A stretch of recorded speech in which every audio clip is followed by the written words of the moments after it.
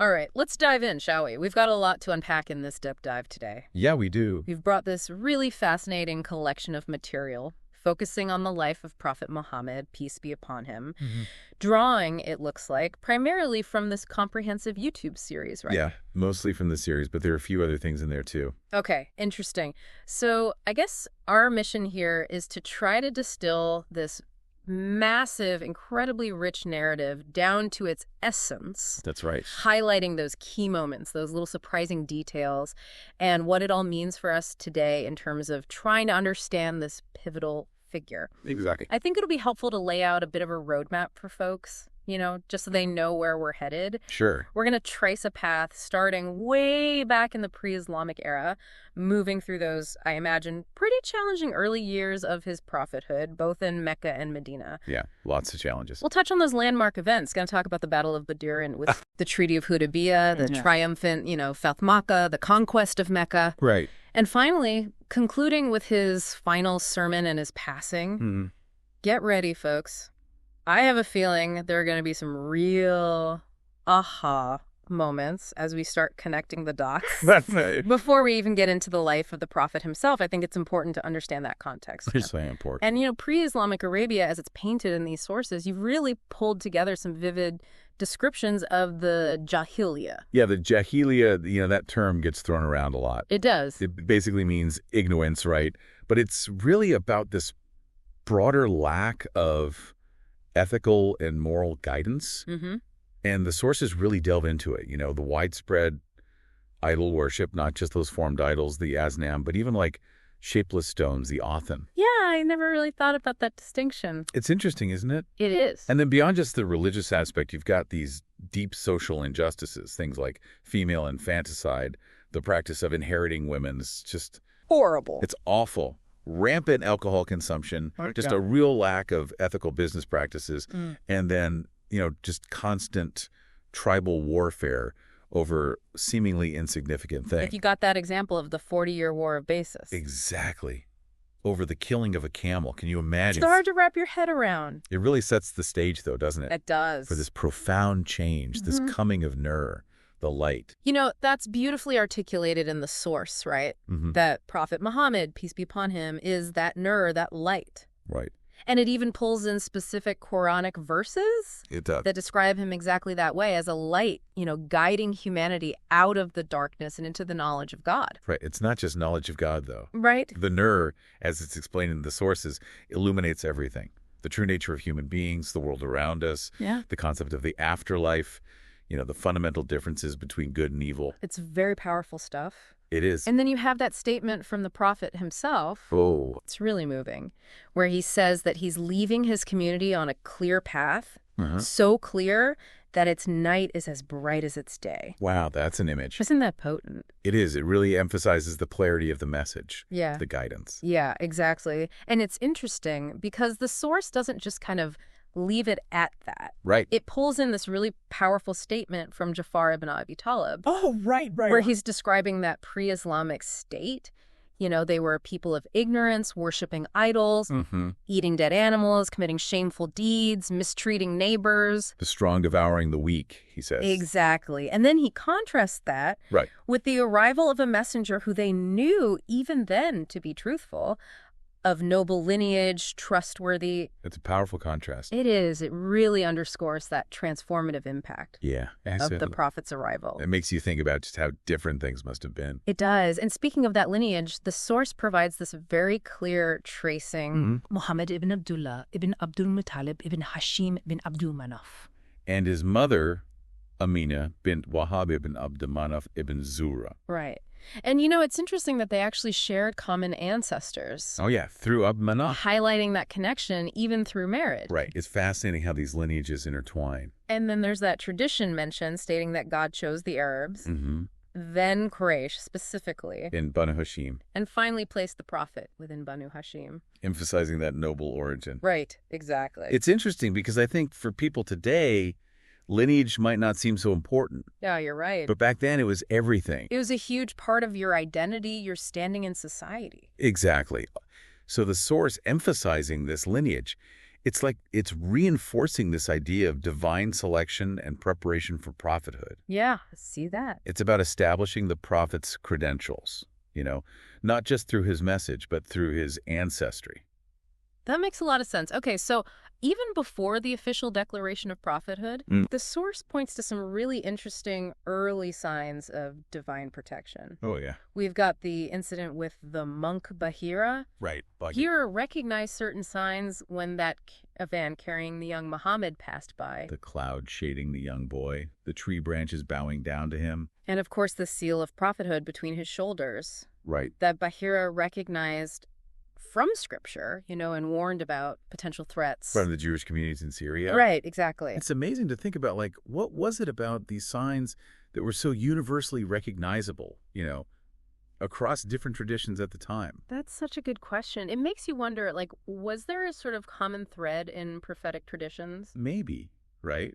A set of markers that signify a divinely chosen individual. I guess in this case, Bahira's knowledge of sacred texts, it probably contained descriptions or prophecies that aligned with what he was seeing. It's like a pre-existing expectation of what a prophet might be like. Yeah, that's fascinating. And it wasn't just those external signs either. The source highlights that even before receiving revelation, the prophet himself, he never prostrated to idols. Never drank alcohol. Wouldn't eat meat that had been sacrificed to the idols, the ansab. And never swore by Allat and Al-Uzza. Which were like the big deities at the time. Huge, yeah. It's like this pre-prophetic moral purity. It's a big deal, right? It is. It suggests an innate understanding of right and wrong, even before the divine mandate. Yeah, absolutely. It really speaks volumes. Definitely. This guy was different. He's living a different way. Yeah, exactly. And then as he grew up, the source mentions that at the age of 20, he engaged in trade with a partner who was known for his trustworthiness, Sa'ib ibn Abi Sa'ib. And it also notes his participation around the same time in the Al-Fijar Wars. Oh, between Quraysh Kini and Qays. Yeah, and then he joins Hilf al-Fudul. Right, that alliance formed to help those who had been wronged. Showing this early commitment to justice and fairness. Yeah, even in that pre-Islamic context. It seems like even in the Jahiliyyah, there were individuals striving for something better. Definitely. It's like this glimmer of hope, isn't it? It is. And his involvement in Hilf al-Fudul in particular, it highlights this proactive stance against injustice, which, obviously aligns perfectly with his later teaching. Right. It's about action, not just words. Exactly. Okay, there's this really powerful anecdote the source shares about an early recognition of his prophethood. Oh, yeah, this is a good one. I found this so striking. Abdullah ibn Masud, he's traveling with Abu Bakr, and they witnessed the prophet miraculously producing milk from a sheep that, wasn't even a mother sheep. It hadn't bred. Right. He just touches its udder and milk comes out. That's pretty incredible. Apparently, Abdullah ibn Masud embraced Islam immediately after this. It's a pretty compelling experience. It is. I mean, witnessing something that just defies natural law. Yeah, you've got to think that shapes your belief system pretty significantly. Absolutely. These kinds of miraculous accounts, I imagine they served as really powerful confirmations. Oh, for sure, especially back then. For those who witnessed them firsthand. That's like proof, right? Yeah, it reinforces that belief in the prophet's divinely ordained mission. Right. It takes it beyond just intellectual understanding. It's personal. Right. A moment of direct experience. Exactly. Yeah. It makes you think about how those kinds of experiences shape people. It does. Then there's another pre-prophethood account involving Amr ibn Abbasa, who actually, he had recognized the inherent falsehood of idol worship even on his own. He was a seeker, it sounds like. He was. He hears about the prophet in Mecca, seeks him out, declares his belief, but, the prophet actually advises him to return to his tribe for the time being. Really? Until Islam gains a bit more strength. Wow. Even then, thinking strategically. Isn't that interesting? It is. It shows that the prophet wasn't just about immediate conversion. Right. He was thinking about the safety of the early Muslims. The long-term growth of the community. Yeah, exactly. Amr ibn Abbasa, as the source notes, he later rejoins the prophet in Medina. That's great. But this early instruction, it really highlights that wisdom. It does. In approaching the building of a movement, in a pretty hostile environment. Right. It's about picking your battles. It is. Yeah. And then, we have the story of Abu Dar al-Ghifari. Oh, Abu Dar. Whose conversion emphasizes this really independent search for truth. The guy spends 30 days near the Kaaba with no sustenance other than Zamzam water. Wow, just Zamzam water. That's what the source says. That's incredible. His rejection of idol worship led to conflict, Of course. But it culminates in his meeting with the Prophet and embracing Islam. It's a powerful story of conviction, right? It is. The source even mentions the virtues of Zamzam water as both a form of nourishment and a cure, which is something I hadn't really thought about before. It's interesting. It's like, this water sustains him both physically and spiritually in a way. Yeah, that makes sense. Okay, so after 3 years of private dawah. Right, that initial calling to Islam, that more secluded phase. Exactly. The Prophet receives a direct command to publicly proclaim the message. This is a big shift. It is. We have that Quranic verse, proclaim what you have been commanded and turn away from the polytheists. Right, turn away from the polytheists. This came after, the earlier revelation of, "O you who's wrapped in clothing, arise and warn." This is where things really start to change, right? It is. It goes from this quiet movement to this public declaration. And with that comes more scrutiny, more opposition. Inevitably. Absolutely. And the source describes that initial public call as a couple of key steps. First, the Prophet invites his close relatives, around 30 people, for a meal, and he conveys the message to them. Right. And, interestingly, this faces immediate rejection from Abu Lahab. Oh, his own uncle. Right, one of his uncles. You can imagine how hurtful that must have been. You would think so. And then he ascends Mount Safa. Right. And publicly calls out to the various clans of Quraysh. Asking them that direct question, if I told you an army was approaching, would you believe me? Right, and they initially agree, based on his known truthfulness. Mm-hmm. And then he declares his prophethood, and he's met with ridicule. It's a dramatic scene. It is. I mean, it's interesting that they would believe him about a worldly matter. Right. But then reject his spiritual claim. Why do you think that was? It's a good question. I think it probably comes down to a few things, right? Yeah, probably. Firstly, this claim of prophethood, it challenged everything they knew. Their deeply ingrained religious beliefs, their social order, the whole thing. And then I imagine there were concerns about the political and economic ramifications. If they were to abandon their traditions, right? Exactly. And maybe even just, familiarity breeding contempt. That's possible. I mean, some of his relatives had known him their whole lives.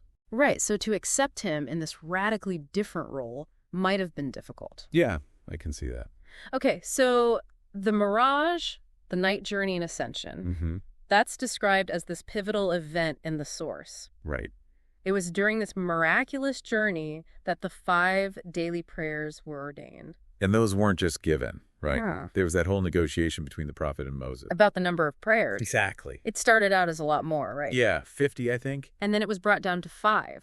It's interesting, isn't it? It is. It's like even divine commands, they're adapted for humanity. Yeah, it's this back and forth. Right, to make it something we can actually handle. Yeah, exactly. And the final 2 verses of Surah al-Baqarah were also revealed during the Mirage. With that amazing reward for reciting them. Likened to praying the whole night. And then, of course, the vision of Gabriel, in his immense form. Right, emphasizing that sheer power of God that the prophet experienced. It really highlights the significance of the Mirage, Yeah, it does, both for him personally and for the development of Islamic practice. It's like the foundation of so much. It is. All right, then we have the Hijra, the migration to Medina, presented as another major turning point in the source. The prophet, accompanied by Abu Bakr, they faced some real dangers during that journey. They did. They were pursued by Suraka ibn Malik. And Suraka's horse stumbled, right? Yes, and he was promised bracelets of a Persian king. It's like a little side story in the midst of this huge event. It is. It's fascinating.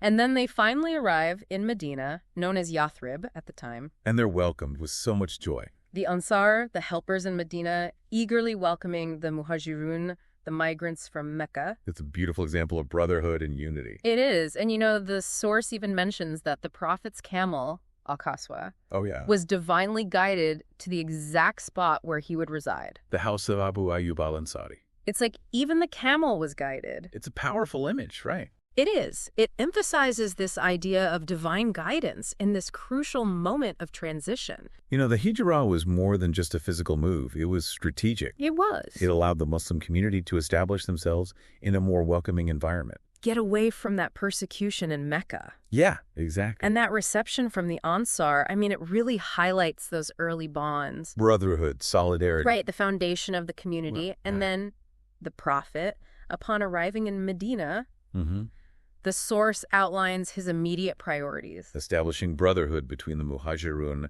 and Ansar. Right. What an incredible act of social cohesion. And laying the foundation for the first mosque. Exactly. And his initial sermon, it emphasizes some really key principles. Feeding the hungry, maintaining kinship ties. Praying at night while others sleep. All presented as a path to paradise. I mean, they seem like really timeless and universal values. They are. That could build a strong community anywhere, right? It's fascinating to think about those as like the building blocks. Yeah, like the foundation of this new society.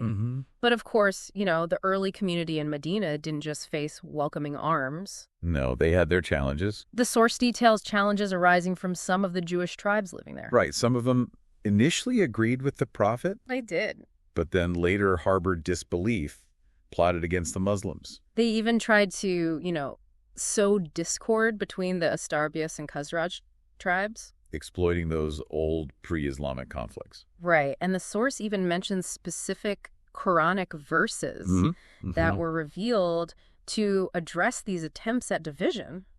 It shows you the complexity of building a multi-religious society. It does. And how challenging it can be to achieve that interfaith harmony. Yeah, it was clearly a struggle from the very beginning. Definitely. It makes you think about how those same challenges play out today. Right. It's still something we're grappling with. Absolutely. And then there's this concept of hypocrisy, nifaq, which emerges in Medina. Abdullah ibn Ubay ibn Salul. He's identified as the leader of the hypocrites. Those individuals whose disbelief was hidden beneath an outward show of acceptance. Right, like a fifth column. Yeah, exactly. Must have been incredibly difficult to address threats from within. It's so much harder to deal with than open opposition. It is. It's like you don't know who to trust. Right. Who's being sincere? Understanding that dynamic of nifaq is really crucial, I think. It is, if you want to understand those early struggles. And the complexities of that community. Right. It makes you think about the importance of unity and trust, how fragile they can be. Absolutely. Okay, the marriage of the Prophet to Aisha, may Allah be pleased with her. It's mentioned as occurring in those early years of Medina. When she was 9 years old. Right, following a divine vision shown to the Prophet by Jibril. This is one of those details that, it's often discussed and debated. It is. And it's so important to consider that historical and cultural context. Of marriage practices at that time. Right. Which were very different from our standards today. Yeah, absolutely. There is also that instance where this severe fever afflicts Medina. Oh, right. Causing a lot of distress. The Prophet, in his role as both spiritual and community leader, right, he teaches a supplication for relief. Oh Allah, have mercy on my delicate skin and brittle bones from the intensity of the burning. It's a powerful image, that supplication. It is. And importantly, he also emphasizes seeking medical treatments. Showing that balance, right? Right, the spiritual and the physical. Faith in action. Exactly. And then we have the change of the Qibla. Oh, yeah, the direction of prayer. From Jerusalem to the Kaaba in Mecca. This happened 16 months after the Prophet's arrival in Medina. In the month of Rajab. Right. It fulfilled that long-held desire of the Prophet. And is addressed in the Quran. Of course. And, the source even notes the initial confusion among the Jewish community. Yeah, it must have been a big change for them. And the reassurance given to the believers about those past prayers towards Jerusalem. Yeah, acknowledging that they were still valid. Right. It was clearly a sensitive transition. It makes you think about how much symbolism was tied to that direction of prayer. It does. Okay, so then in the second year after Hijrah, before the Battle of Badr, we have the revelation of some key religious obligations. The obligation of fasting in Ramadan and Zakat. Right, obligatory charity. And the celebration of Eid. Those festivals. It's like the foundational pillars of Islamic practice are being revealed. It is. It's all coming together during this period. And the Prophet's personal practice, sacrificing 2 rams. One for himself and his family, and one for the whole ummah. His community. Illustrating his connection and responsibility to his followers. It's beautiful, isn't it? It is. Okay, let's talk about the Battle of Badr. Okay, the first major confrontation. Yeah, taking place on the 17th of Ramadan in the second year after Hijrah. Initially, the Muslims just wanted to intercept a Qurayshi caravan. Led by Abu Sufyan. Right, to reclaim some of their wealth that had been seized in Mecca. But Abu Sufyan, he was a clever one. He was. He evaded them. And instead they faced this much larger Meccan army. 1,000 men. Wow. Against only around 314 Muslims. Talk about outnumbered. Right. And yet, a decisive victory. With divine aid, as the source emphasizes. Right, and it's interesting. The source points out that some Muslims were hesitant. Of course. I mean, who wouldn't be? To fight such a huge army. Right. And that sentiment's even reflected in the Quran. It's interesting, though, right? It is. The disunity within the Meccan ranks. Oh, yeah. Some of them suggesting retreat after the caravan escapes. And Abu Jahl insists on fighting. It's like their own internal divisions contributed to their defeat. Yeah, in a way. That and the divine intervention. The sleep for reassurance, the rain for purification, and firm footing for the Muslims. Hindering the Meccans. And then, that strategic insight of Al-Hubab ibn al-Mundir about positioning at the wells of Badr. That was crucial. It was. And then that verse from the Quran. And Allah had already given you victory at Badr when you were weak. Powerful. It is. 70 prominent Meccans killed, 70 captured, 14 Muslim martyrs. It's a huge victory. It was. And then the Prophet, interacting with the slain Meccan leaders at the well. A poignant moment. And his instruction to treat the prisoners of war well. Showing that compassion, even in victory. Right. It's a remarkable combination of justice and mercy. And this victory, it really established the early Muslim community, It did. It gave them credibility. Show their strength. Yeah, they were forced to be reckoned with. Absolutely. All right, so then we have the Battle of Uhud. The Meccans trying to avenge their defeat at Badr. Right. This is in the 3rd year after Hijrah. Mm-hmm. Muslim army starts out around 1,000 strong. But then 300 hypocrites withdraw. Leaving only 700. It's like a betrayal from within. It is. The Prophet positions 50 archers on Mount Uhud. Jabal Aruma, Archer's Hill. Right, with strict instructions to hold their position no matter what. But they didn't listen, did they? They didn't. Initially, things were going well for the Muslims. The Meccans were retreating. But then the archers... They saw the spoils of war. They got tempted, abandoned their post. And that's when Khalid ibn al-Walid... Who hadn't yet embraced Islam at that time. Right. He seized the opportunity, flanked the Muslim army. It led to a devastating reversal. Yeah, and the martyrdom of Hamza ibn Abdul Muttalib, the Prophet's uncle. And the source mentions that awful detail of Hind bin Utbah mutilating the Muslim dead. It's a dark moment in the story. It is. And the Quranic verse really explains it all so clearly. The disobedience, the allure of worldly gain. Over following the Prophet's command. A costly mistake. It was. But even in that defeat, there were acts of incredible bravery. Talha ibn Ubaidullah, Umara defending the Prophet. Yeah, really inspiring story. It shows that even in the face of setbacks, there was still that unwavering faith and courage. It does. It does. 70 Muslim martyrs in the end, and the Prophet himself was injured. Right. It's a real lesson in the consequences of disobedience. It is. And the importance of leadership, Yeah, and how individual choices can impact the outcome of events. Right. It's a lot to reflect on. It is. Immediately after Uhud, we have the Hamra al-Assad incident. Mm-hmm. Despite the losses, their own injuries, the Prophet calls on those who fought at Uhud to pursue the retreating Meccans. Showing strength, right? Right, like a show of force. A message that they weren't broken. Exactly.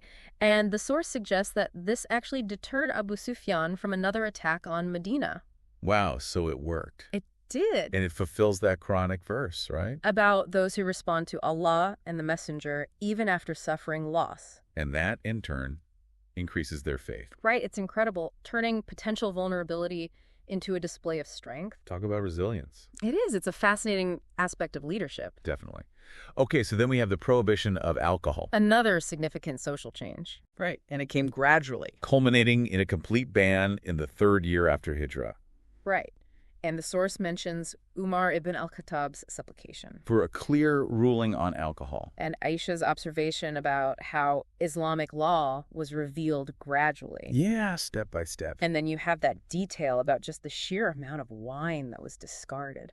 Streets of Medina just flooded with it. People were really committed to following this new rule. It shows you how prevalent it must have been before. And that gradual approach, I think it makes sense, right? It does, especially for such a huge social change. Yeah, it gives people time to adjust. Internalize the new ruling. Exactly. Okay, the Battle of the Trench, also known as the Battle of the Confederates. 5th year after Hijrah. Right, the Siege of Medina. By this massive coalition. The Meccans, allied Arab tribes, and the Jewish tribe of Banu Qurayza.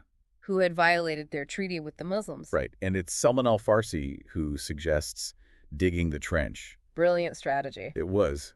But of course, you've got the hypocrites still causing problems. Led by Abdullah ibn Ubay. Always stirring the pot. And then ultimately, divine intervention. In the form of a windstorm. Right, and internal disunity among besieging forces. So they retreat without a major battle. And then you have the actions of Nu'aym ibn Mas'ud creating distrust between the Confederates and Banu Qurayza. That's psychological warfare. It is. It's fascinating. Yeah. And the prophet's supplication against the Confederates. It was a real test of faith for that community. It was, facing threats from both inside and out. And they came out stronger. They did. They did. The Battle of the Trench, I mean, it was a turning point for them. Okay. In the aftermath of that battle, you have the siege and defeat of Banu Qurayza. Due to their treachery during the